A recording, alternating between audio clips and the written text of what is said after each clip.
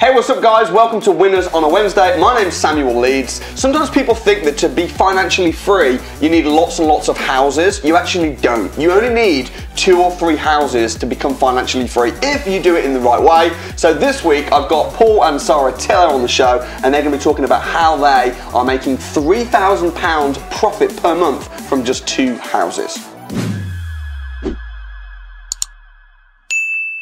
Paul, Sara, great to have you on the show. Lovely to be here. You're long overdue because I've been asking you for ages about coming on. So you've got 2 HMOs that are making you £3,000 a month. That's pretty incredible. Absolutely, no. And you've got loads of other properties in the pipeline and going through. More in the pipeline, more going through the legals right now. More, working with our other bank of investors, helping those guys get on board as well. So it's. And from those 2 properties, how much money did you end up leaving in? Oh crikey, we've probably got no more than 50 across both of them. So £25,000 on each property, roughly. And making £3,000 a month. The return on investment on that is just insane. It's off the scale, and there's more space and rooms in those to come to jack the figures up still further. All right, so talk me through the story then. So what's your background? How did you end up getting into property?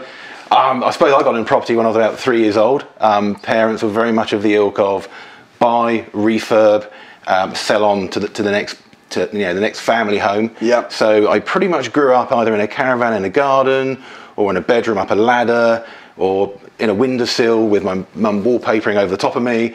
One thing like that, or the other. So your family in property, and then what did you do when you left school? So I was in IT for a number of years. So high tech. Telecommunications, broadcast, as an engineer, and later as a trainer and instructor. Okay, cool. And how did you guys meet then? What's the story there, Sara? Paul used to do motor racing marshalling around various circuits in the country, and a friend of my sister's was also motor racing marshalling, and she worked with her, and then one time in 1996 they had a bit of a birthday meal for somebody, and we ended up getting to know each other, and it just went from there, really. So because I know when we met first, Paul, you were a business consultant, and you were helping people with their businesses. I don't think you had any property investments then. Not then, no. But you were open to the idea. So what happened? How did you guys come to the decision to start investing in property? How did that happen? Well, so meeting you, that kind of lit the fire. It's like, okay, there's, and just in the business meeting we were in, your 20-minute sort of presentation introduction, like, there's a lot more. That was in Reading, I remember. That was in Reading, yeah, in a casino of all places. Yeah. I was booked. That was probably like 3-4 years ago. It must be 3 years back. So I spoke, and then we kind of connected on Facebook. And you were then sort of interested in property, and then what happened? Well, we'd always worked on our own properties. So our property journey with our family home was very similar to one that I grew up in. So we'd buy a place, we'd do it up, we'd sell it on, we'd move on, and we'd literally come out in the back end of that, and were able to refinance that. And so seeing yourself there was like, right, let's just let this germinate. And then we saw the advert for the crash course. Yeah. So came along to the crash course. But you did. Well, I saw the advert for the crash course. Paul said he was going to the crash course, and I went, well, you're not having a weekend away on your own. We're having a romantic weekend away. So you went to the crash course like as a date. That's exactly. Awesome. It's a date. How were you feeling at this point about property, Sara? I was very sceptical. Yeah. I was like, I just want a weekend with my husband. You just wanted to be with Paul. And it got to the afternoon. I was very taken by what I'd heard throughout the day. So when you stood up in the afternoon after lunch and said, does anybody got anything to say about the crash course so far? I said, well, actually I thought it was going to be a romantic weekend away with my husband, and still was. Well, I didn't sleep much because my brain was just buzzing after the first night. But I said to you, I really, really enjoyed the course so far. I really loved your enthusiasm and loved the information that you were passing on. So bring on the next day. So prior to the crash course, Sara, I know Paul was interested in property, and your family being refurbing and selling properties. What were you thinking about property as like a business career, Sara? What was your thoughts about that? You say you're a bit sceptical.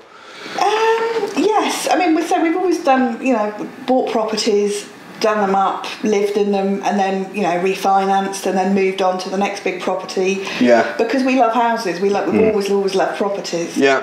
I mean, my personal experience, I moved out of home I only ever lived in one home, and I moved out when I was 25. So I've not got any prior buying experience within my family.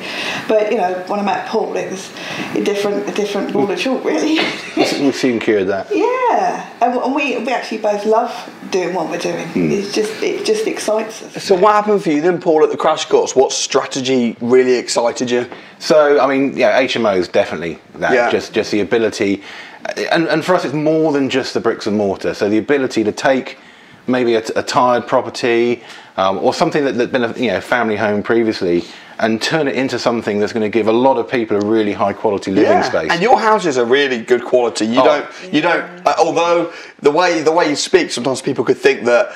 You could imagine it wouldn't be, because you take a property and you're going to cram in as many rooms as possible. But you wouldn't feel that in the property, would you? You get big properties. It's big properties. It's big rooms. Yeah. It's communal space. It's high quality kitchens. Those common areas are really important to us, because there's something that sort of runs underneath this. There's a lot of bad press about landlords, and if you were just to read the stuff online and the comments that come online about, oh, you must be, living in your ivory tower, Mr. Landlord. Actually, no, we're just regular guys who want to put in place the best living experiences for people who choose to come and stay in our places. Yeah, absolutely. It's as simple as that.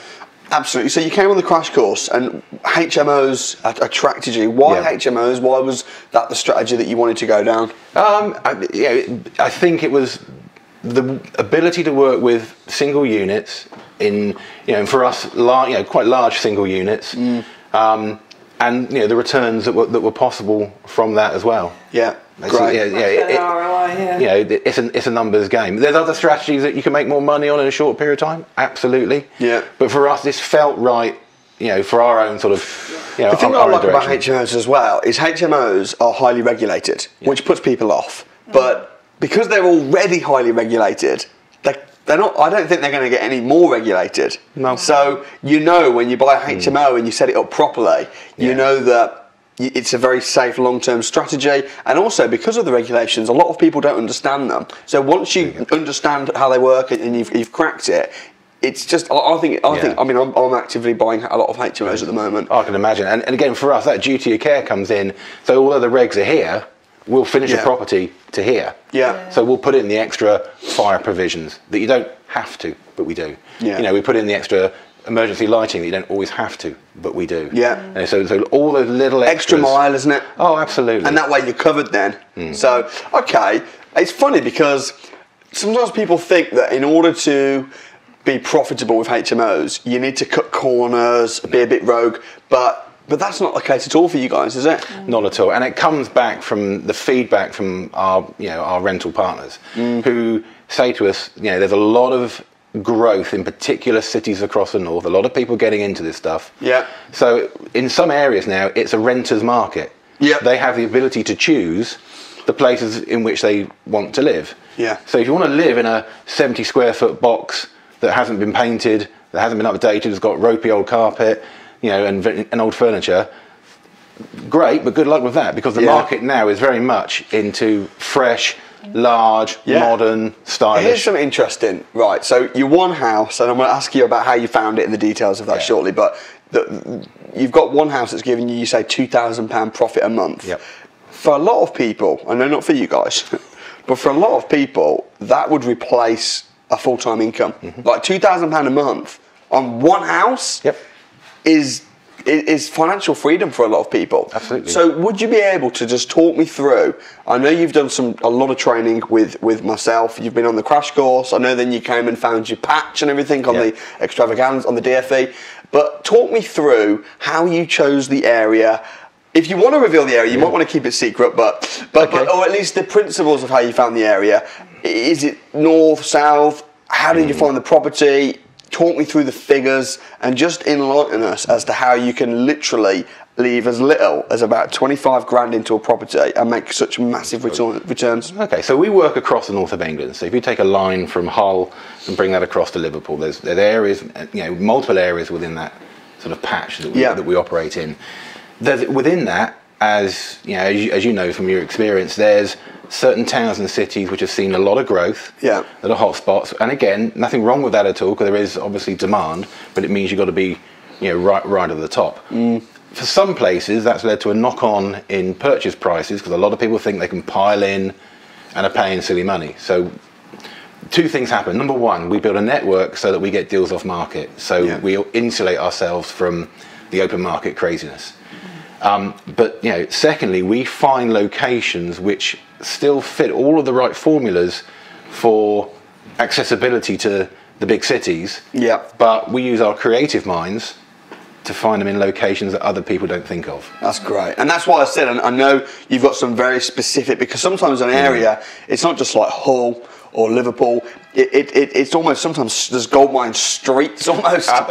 Without question. Yeah. Without question. And it's about really knowing which postcode works, which postcodes don't. Yeah. And that takes a lot of due diligence. And it's the difference between making you're making a 15, 20% return and a 30, 40, 50, 60. Exactly. And what you've done is you've spent a lot of time finding that area as a result of training, and then just gone for it. So yeah, but it's research, it's hard work. People, some people think that, oh yeah, just rock up, it's easy. No, make no mistake. Everything that we have and all of our success is built on hard work, both treading the ground, building a relationship. When you're with the kids at home, you do a fantastic job of the research and just documenting everything. So we kind of interact as a team here and play off each other's strengths. That's great. Sarah's got fantastic organisational skills. That's what you do. That's how it works. And I can be out there sometimes, with feet on the ground, and yet, with the technology we have today as well, with mobile phones, this information is ebbing and flowing, almost in real time. With that, you'll find a property, say, oh, so-and-so, estate agent showed me this property. They told me this property is not on the books yet, but they want to show it to me. Can you find out some much information? So I find out how much it sold for last time, what other prices in the area sold for, how much rent we're likely to get, how much, what the best offer on it is, and I can find that out within about 15-20 minutes max. Let me ask you a question, Sarah. It's really interesting you say that. Where do you draw the line between, and this is something which I'm constantly trying to get that balance with my students, between due diligence and research and spreadsheets, which are really important before you buy anything. But then sometimes a lot of people tend to have what we call paralysis by analysis, where they just get so bogged down by the detail, they're not viewing the properties, they're not putting offers forward because they think, I can't put an offer forward until I know this, but then they figure this out and then the house sells. So what's the balance and the tension between due diligence and being very detailed, because the devil is in the detail, but then at the same time taking action and just going out and putting offers on? How do you balance that? So for us, getting a decent property manager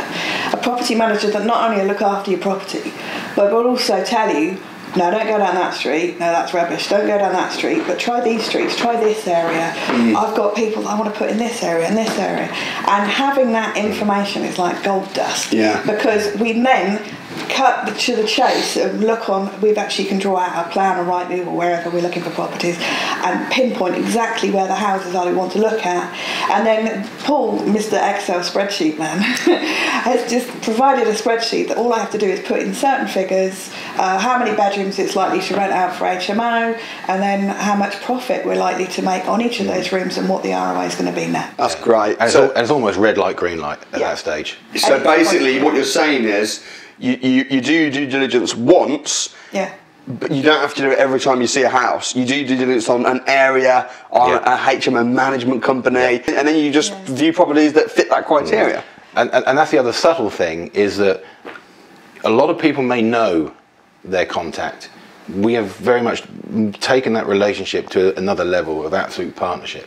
But that takes time to build and to foster and to foster. What do you mean by partnership? It's just... Are you talking about with your HMO manager? With HMO managers, absolutely, yeah. So not only them looking after us, but us looking after them. So all the managers we choose to work with are those people who can partner with us, that we can help them, they can help us, and that takes that relationship to another level, as opposed to just at the transactional. It goes beyond that. You know what? It's really refreshing to hear, because a lot of landlords and investors, particularly HMO landlords and investors, they just have such high expectations, and they treat everyone like rubbish. And you know that if the HMO management company is not filling their rooms within the first 2 days, they're ringing them, why aren't you filling the rooms? And what happens is you become an island because you're just annoyed with your solicitor for being slow, annoyed with your HMO management company, and you end up with a really disjointed, toxic power team that doesn't work. So talk to me about that. How do you deal with your power team, and how do you get the best out of them? Being good human beings, being honest, being, you know, do what you say you're going to do when you declare you're going to do it. But a lot of people don't do that, though. That's the problem. This is it. But this comes back to the point you make. You know, taking action. There are things you need to take action on. Yeah. You know, so you know, in the last 24 hours, we've had interaction with all of our HMO managers, with all of our key construction partners as well, and all of you call them partners, which is really cool. Oh, it is, but it has to be. Yeah. It can only be that to really work. Because if, you know, you can go at the transactional level, that's fine, and you'll get deals at the transactional level, which will be, you know, things that they might want to palm on or move, you know, whatever, make nice and simple. Yeah. But when something interesting comes in, when something different comes in, that's the partnership level. So with on the phone this morning, driving up with one of our agent partners, and talking to this guy who we've built a relationship up over a year and a bit. Yeah. And we need some very specific information about what's going on with this particular deal that we're looking at, where it's at, and because we've got a partnership, we're able to just share things at a different level, and that gives you the insight so you can be a step ahead. That's brilliant. And I think when you see everyone in your power team as a partner, it's also got longevity to it, because it's not, the solicitor or the agent sold me a house. No. The agent sold me a house, and now we're partners, and the agreement that we have is they bring me off market deals and I buy them, and we both get money from it. Exactly. What a great way to look at it. So can you talk me through the figures? I know you've got two ones that have the refinance has now come in. You want the biggie, don't you? Pulled the money back. Yeah, give me the figures of just one of them, because if we try and do both of them, I know they're both brilliant, but if we can just go with the most juicy of the two, I want the figures. I want to know. So it fitted the criteria. You spoke to a HMO management company. You thought this could be juicy. Give me the full details. I want the figures. Okay. So this was a 6-bed semi. Family house, opposite a park on probably one of the prime streets. Of which, again, you move a quarter mile in other directions or certain directions, things change a little bit quickly. All of the metrics, the standard stuff that you speak about at the crash course, distances, costs, all of that stacks up. So stacked up from day one. So this is, this location is 15 minutes from central Liverpool. It's got access to all modes of public transport. This 6-bed semi was a deal through an online agency at 180. And you bought it for how much? So we bought it at 180. So we actually paid. So we actually paid asking price. Hold on a minute. Yeah. So not only are you treating everybody in your power team really well, you're doing everything belt and braces, but you're paying 100% asking prices for houses. For the right houses. For the right houses. For the right houses. But again, it's just busting the myths that profitable landlords are greedy and are constantly shortcutting everybody. So, all right, loving the story so far. So it's on at 180, you buy it for 180, it's a semi-detached property, 6 bedrooms, 15 minutes from Liverpool city centre. What next? So then, with our builder and agent partners, we built up this picture already from day one. And this, I think, this was a day trip up and back in a day. You did, yeah. I did, so. Because we actually had a viewer. We have our partner viewer who goes up and views property for us, because we are always able to go up and view properties. That's right. And our partner went up there, and he does videos for us and photographs, and there's a good detailed description on the viewing information form. And then we got all that back within an hour of him doing the viewing. And so you went up and back in a day. Because you live where? Southampton. Which is how many hours from this house? 4.5. So round trip, you're talking about what, like almost 10 hours? Yeah. Which is insane. All right, so then you buy the house. How long does it take to complete?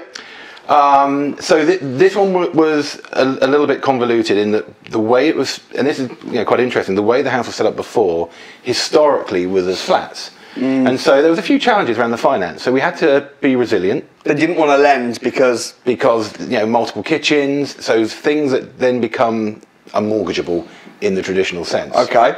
So we follow the flexible finance route with bridging. Okay. So we get that set up. Yeah. We had to cross every hurdle put in front of us in the purchase process, I think it's fair to say. Yeah. The financial case was one they select for audit. So every single piece of paper that goes through the broker's desk, the finance company's desk, the solicitor's desk, has to be then documented and tracked with this parallel audit process as well. And this is what people don't understand. It sounds easy. Sometimes you can say, oh, no, bridge the money. Yeah. Oh, right, it took you 2 seconds to say it, but it can take hours and hours and hours of form filling out and fighting and battling. So in the end, how much money did you manage to bridge to buy that 180 property? So we bridged that at 70%, I think it was in the end. 70%. 70%. So you needed to put down 30%, which is about, what, 50 grand? Yeah. All right, so you put in about approximately 50 grand, and then you borrowed the rest. How much interest were you paying on that bridging loan? That was 0.95. A month? Yep. So you're talking about 11-12% a year, which is not bad. No, because it's short term. It's short term. So, and I'm sorry to put you on the spot with all the figures. Okay, I should have warned you, but we really love some of my guys love the figures. So I appreciate, and I'm glad that you've got a good memory for the figures. So all right, so you put in about 50 grand, and you borrow the remaining 130 approximately, and then what? So refurb.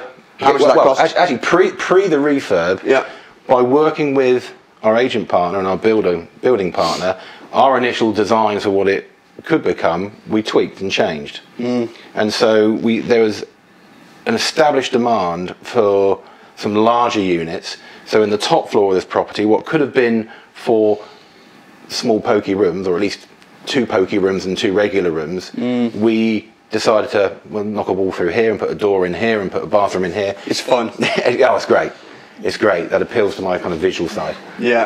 But we made the top floor into 2 1-bedroom lounge bathroom suites. Okay. So they're not full units with kitchens, but they're what I call HMO suites. Yeah, almost like a studio. Yeah. You got more than the studio, because they've got separated bedrooms. Yeah. Was it in good condition but just needed a lot of development on it, or was it run down as well? It looked, in the photos, made it look amazing. Yeah. But when we actually got into it on the day we completed at 5 o'clock in the evening, we got in there, and the first kitchen on the ground floor, basically covered in chip grease. And the first thing I wanted to do was put it in the skip. So come on, how much was the full refurb? So the refurb came out just over 35k. All right, so 35k. Did you need to pay that yourself, or did you did? Yeah, we did. So you put in about £85,000 of your own money. Yeah. You didn't borrow the money from someone. No. This So was your own money, you put 85 grand into the deal. Yeah. Now, if someone said, "But I haven't got 85 grand," just borrow it from somebody, right? Because you guys know you can. Luckily, you're in a situation where you've been running a reasonably successful business. You had 85 grand in savings. Yeah. Good for you. But you could have borrowed that from somebody. So tell me what next. So you spend 35 grand, 50 grand on the deposit. So far, 85 grand in. Then what? Then what? So refurb finishes up. Yeah. And our wonderful HMO agent says, "Yeah, we've got a crowd of people moving in because I've got a great connection into a local care business, and they've got 6 people coming over on this date. Boom, in we go. Job done." So you rented the whole thing out? So here's the deal. We chose at this point to go and license at 6 rooms. Yeah. Okay. I know we spoke on the phone quite a bit. We spoke a lot about this. Yeah. So we've got 6 rooms. Boom. Pretty much day one when it was ready to go. People in. So how much rent is that getting now then, that property? Oh crikey, that's you put me on the spot. I can't recall that off the top of my head, but I know that the top suites are knocking on the door of 600 quid a month. 600 in Liverpool. 15 minutes from. Yeah, I know. But what I'm saying is, you bought the house for 180. Yeah. And you're renting out these little things for like close to 600. So, and how many rooms? So those are the 2 top suites, and we got 4 suites down below. 4 rooms down below. So roughly, do you know what the rent is roughly? I think it's about 400 on the others. So what's that? 2,800 there, right there. So the rent is about 2,800-ish a month. Yeah. All right. Now that's without room 7. Oh. So the next phase, now that we're coming through the refinancing, is to get planning for sui generis. Yeah. to increase the license to take into account this other room, which is at present a sort of quasi community space. Yeah. But we've already got other community spaces, and we've got 2 kitchens in play today, and we've got 2 bathrooms in the main areas as well. So you've got a seventh room. A 7th room, which really? so you stick another 4 on top of that. So what? And how much will it cost to do that? It'll cost $450 for planning. It'll cost whatever it is at IKEA to get the furniture. So you're talking about probably £1,000 Tops. Yeah. That's incredible. Tops. Which means that you're then going to be bringing in a total rent of about 3,200. Yeah. And you know that you'll get it because the other 6 rooms are rented out like that. Like that. I mean, people say, "Oh, HMOs are saturated." I mean, if you do them right, they're not. No. They're saturated if yours are high end. Yeah. There are locations in the north right now that our partners are telling us they are crying for rooms. Has the house been revalued yet? It has. And so you bought it for 180, you spent 35 on it. So you spent about 215,000 all in. Not all of that was your money. Nope. 85 was yours. So 215 was how much you paid, including the refurb. What's it worth now? The valuation market right now is challenging. With Brexit not gone through, there's a lot of uncertainty, and valuers are definitely catching colds. Yeah, and they're downvaluing it. And they're downvaluing. So we got 215 for it. So so you only valued it at 215? Which was a shock to us. Yeah, but I was expecting like 300. Yeah, Wow. I mean, we were hoping for more than that. Absolutely. Okay. So that came as a bit of a shock. But I think certainly what we can do is that, I think once we get through the Brexit crisis, and the valuer just absolutely stated this is the situation that's occurring. Yeah. So that's the reality, and I'm not going to blame one thing or another. It is what it is. Yeah. So okay, great. Take it on the chin. Fair enough. So it's valued at 215, which means that you're going to end up leaving how much in? I've got to remember the numbers now because we're being a bit creative how we finish financing this. Oh right. Okay. All right. So can't say too much about that, but we're going to leave around about 30, 35 maybe tops in on that. Right. Okay. And I think I know what you're doing, but that's all right. So basically, then you've bought a property for 180. You've added 50,000. You've spent 50,000 on it. You've then refinanced it creatively, leveraging as much money as you can, and getting money then in our hands for the next deals. And then you're renting out for 3,200. But then after your bills and your costs and stuff, you're left with around about £2,000 profit a month. Leaving in 30 grand.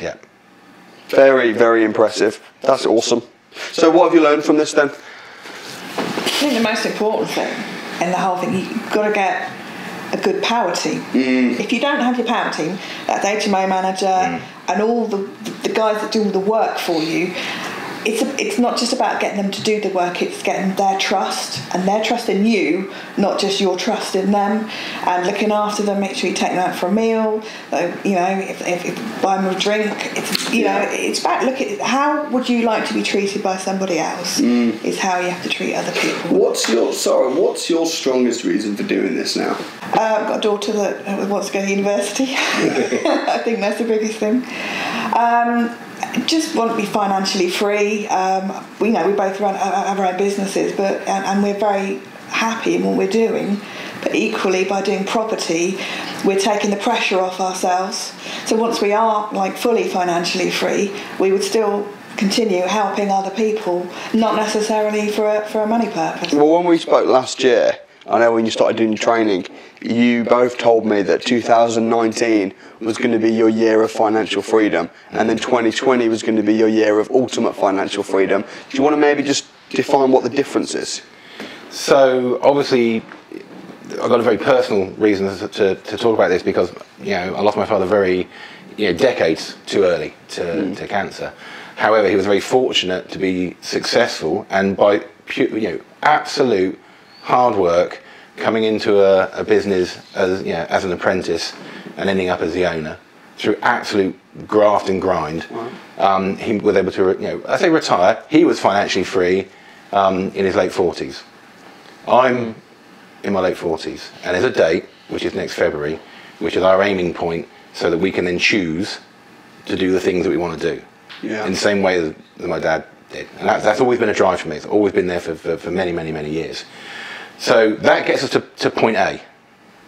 I think then point B, what we call ultimate or abundant financial freedom is not only to do the things we want to do when we want to do it and choose to do the things we want to do, but we've both got give back projects that we're really keen to put into place. You know, we talk about. Well, when we were on the way home from the crash course, you talked during that about giving back.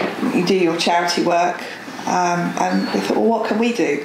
And the one thing that's close to my heart, well, as well as yours, is, you know, I lost my sister 6 years ago, and she was in a hospital where my parents had to travel to every day to go and see her. And it was a case of, if we could buy, even if it's a one-bedroom flat near a hospital, and we can furnish it out and provide food and drink and just have it as a go-to place for somebody to go and stay at while their partner or family member is in a hospice or near the end of their days, so they don't have that pressure and stress of travelling for long times in between the hospital visiting. And there wouldn't be any charge. It would be our way of paying back. That's great. That's great. And I know you've yourself been in hospital as well. You've had some things, I don't know if that... Yeah, I had my kidney removed in March. It was quite unexpected, just from a kidney infection, discovering that it wasn't working properly. But I thought, right, okay, matter of fact about it needs to come out, it's going out. And I feel so much better for it now. Well, I mean, you're not where you want to be, ultimately, financially, because you've got these two really profitable houses, you've got a lot more going through, but the bottom line is the money that you're making on property would be, for most people, would be enough to be able to pay for bills, pay for a normal living. So what you've done is remarkable. What's the year been like working with me? It's been, I loved it. So all I can say, every time we've had a training event with yourself directly, or with you know, some of the wonderful people that you've been able to get in front of us as a group, just don't sleep. Because all this stuff is going into our brains. Invariably. In fact, you know what? Actually, coming back to the crash course, and I don't think we shared this before. So the crash course, there was so much buzzing in our heads, and we were staying in the same hotel over at the NEC as the crash course. We were both awake at 5:30 in the morning, and we chose to nip down to the hot tub at 6 a.m. going, but Sam's saying this, and all this stuff that was in our head, we were starting to process. I think it lit a fire, really. I think it lit a fire, and we've always loved property, and it lit the fire to say, yeah, this is something we're really, really interested in. We want to learn so much about it. So. And being part of a group of like-minded individuals, all of whom have the same trajectory, same aiming point, and the support that yourself and your great team do give, it's absolutely absolutely. And it's not all smooth sailing. I know you guys have had stressful times even within property where things aren't working, and it's but having a support group of people that you can talk to is I think something that's really important. Absolutely. So it's enabled us. I mean, we always say with the thing that we do is that HMOs are our thing, and we want to be relentless in that. Providing high quality HMOs are our thing. We're going to be relentless in that. We provide really high quality properties for our private sourcing network. We're relentless in that. So just a few things we're going to be relentless at. Yes. And that's it. That's all it has Rather to be. than trying to grab every shiny object. Because you see a lot of your friends who've also been on my crash course and done training are doing totally different stuff and they're killing it. Is it sometimes hard to say, you know what? I've got a good friend who was on the same programs I've been on who's absolutely killing it, but I'm going to stay in my zone. Is that sometimes hard to stay focused? Not at all, because that's they're driving their train. Yeah. That's not our train to drive, and ours isn't their train to drive. Yeah. So that's absolutely fine by us. But we always keep our mind open to other opportunities. We're never going to close and go, right, we're only doing HMOs, we're never going to do anything else. Yeah, of course. But it's about being focused. Sometimes you need to be focused, because if you try and do everything and do nothing, like the amount of work that goes into just putting a power team together and building a patch, it's a lot of work. You better just do it properly than just do a bit of this and a bit of that. Something that really irritates me on Winners Wednesday is occasionally people comment and they try and justify. I think it's like a justification of why they aren't able to do that. So they'll say, oh, well, you had the 85 grand though, or you had the... And it's like every week I interview someone, a winner, on a Wednesday from a completely different background. Sometimes they could have been homeless, but people will always try and find, oh, but it's different for me. Oh, I can't do it because of this. And I think you just need to take the cards you've been dealt and just Yeah. There's always a strategy. I mean, have you talk to me about some of the friends that you've made through the training, and some of the stories and stuff that's going on there. Oh well, it was lovely. I have to say, and a big shout out to the lovely Leslie Tao and her young son. Yeah, that was we saw that picture on Facebook. Yeah, and beautiful moment. Absolutely beautiful, because we've known Leslie from pretty much from day one. Yeah. Alistair, we were on the same DFE course. You're on the same DFE course. And Alistair's, he's doing deal packaging, and he's doing a whole world of great stuff. So we love that. So we've made just some fantastic connections and friendships. Great. Across the way. Some of whom have come on to become partners in a wider sense with us, who we work very, very closely together with. There's other Academy members in that space. We've had Rex. The work with Rex has been awesome as well. Rex is a I have to say. One of the mentors on the Academy. Yeah. So you're happy with how the last 12 months has gone then? Yeah, that would be fair to say. That's been good. So we work hard and play hard. And what's great as well is even just coming away on some of the training courses, we make that part of our downtime as well. So we're learning, we're growing here, and then we take time out to spend time with each other as well. That's great. As part of that. What would your advice be to someone watching this that was thinking, I really want to, they've got a little pot of money, they really want to invest it, they want to get as much return as they can, where should they start? I think I wouldn't want to say to somebody to start here or there, but find your thing. Find your thing and do it now. Yeah. And then do more of it.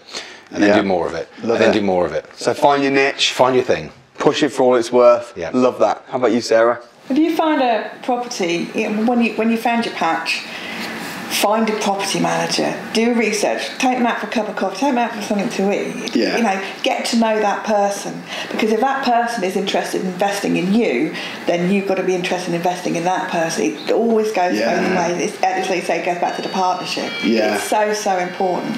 And it's just been an absolute boon to our journey so far. What would you say to someone that was weighing up whether to come to the crash course but was feeling a bit unsure? What would your advice be firsthand? Oh, from personal experience, you might feel, I'm not sure I should do this, or it's going to cost me loads of money. But open your mind up, open your ears up, go along with Samuel's exercises within the crash course, because it will take you out of your comfort zone.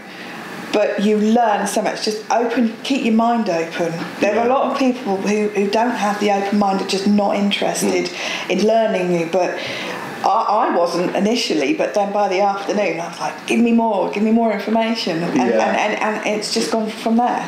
Yeah, how about you, Paul? Yeah, what's there to lose? Yeah. I mean, we paid to come on your crash course. Yeah, I think it was back in the day when it was £250. Yeah, we paid to come on your crash course. And now it's free. And now it's free. So there is absolutely nothing to lose. Yeah. And just the world to gain if you choose to open your mind to the opportunities that are presented in front of you. Love that. Well, thank you ever so much for sharing your story. It's been a blast working with you, and look forward to seeing you succeed more and go and do wonderful things. Absolutely. Brilliant. Thank you, Paul. Thank you, Sam. Really appreciate it. Thank you. Thank you so much for watching the video. That is the reason why I'm doing this. Your success is my oxygen. Every single week we've got people becoming financially free. If you'd like to see more success students, you can do that right here. But what I'd really suggest is, why don't you come and join us at the Property Investors Crash Course? Come along, my guest, completely free, and I'll personally be there for 2 days to help you get started. You can see what happens right here. What you'll notice is all of these stories, they all start at the crash course. So come along, my guest, can't wait to see you there. Peace out.